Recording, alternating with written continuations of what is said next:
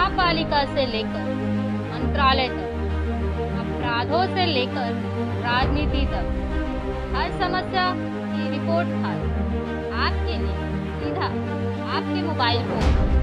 आप देख रहे हैं नया सवेरा न्यूज।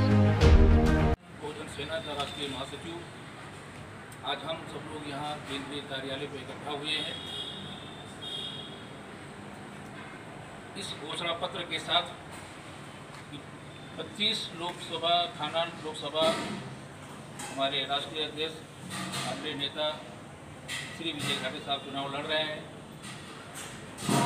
थाना लोकसभा की जो समस्याएं हैं उन समस्याओं को लेकर के हम जनता के बीच में जाएंगे और उनकी समस्याओं का निदान के लिए जो भी लड़ाई हमको लड़नी होगी हम लड़ेंगे।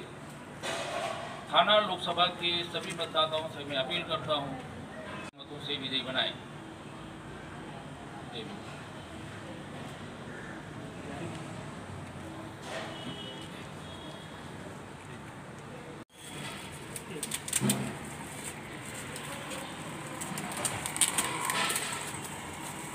रिपब्लिकन बहुजन सेनेचा विजय असो। रिपब्लिकन बहुजन सेनेचा विजय असो। विजय घाटे साहब आगे बढ़ो, हम तुम्हारे साथ है। येऊन येणार कोण? विजय घाटे साहेबांशिवाय आहे कोण? आपली निशाणी चिठ्ठी, आपली निशाणी चिठ्ठी। रिपब्लिकन बहुजन सेनेचा विजय असो।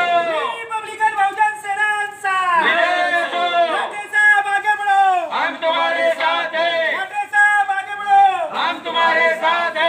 येऊन येणार कोण? घाटे साहेबांशिवाय आहे कोण? येऊन येणार कोण? घाटे साहेबांशिवाय आहे कोण? जाहीरनामा आज या ठिकाणी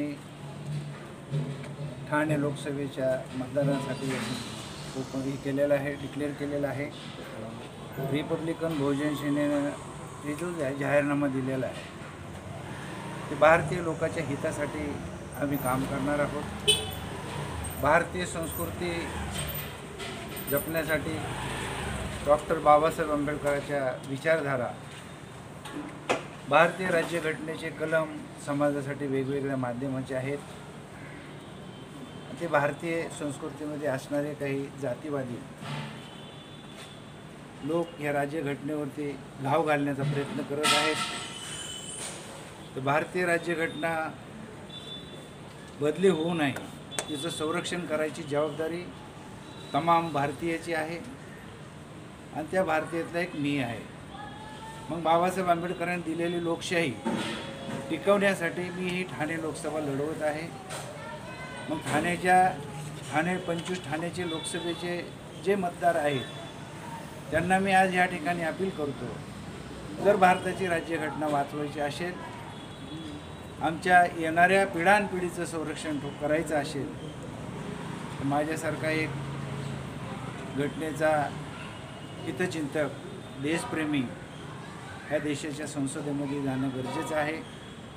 तुम्ही पाहत असाल बेरोजगारी, लोकांची 15 लाखाची फसवणूक, शेतकऱ्याची फसवणूक, आम्ही या सगळ्या आमच्या जाहीरनाम्यामध्ये सगळ्या गोष्टी मेन्शन केलेल्या आहेत।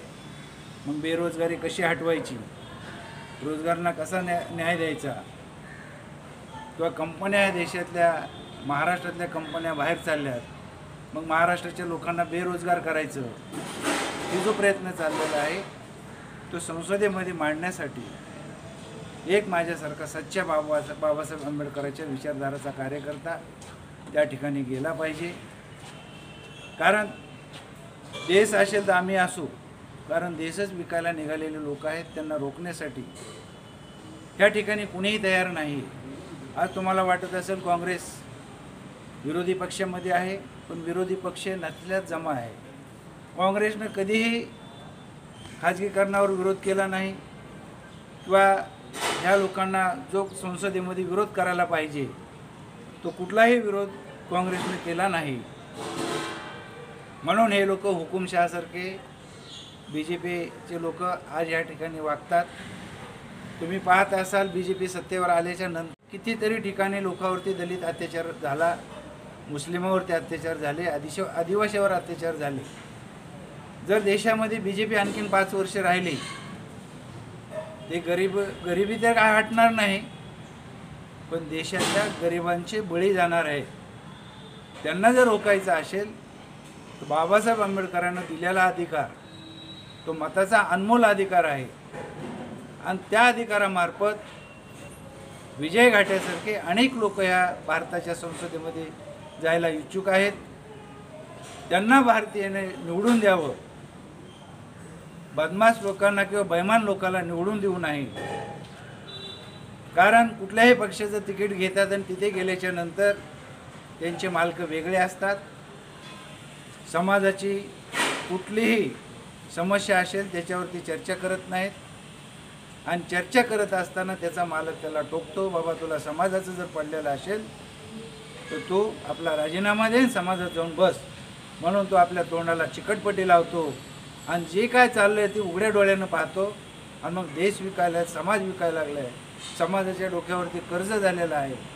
भारतीय लोकांच्या प्रत्येक माणसावरती कर्ज या लोकांनी काढलेलं आहे. देशामधली अर्थव्यवस्था डबघायला आलेली आहे.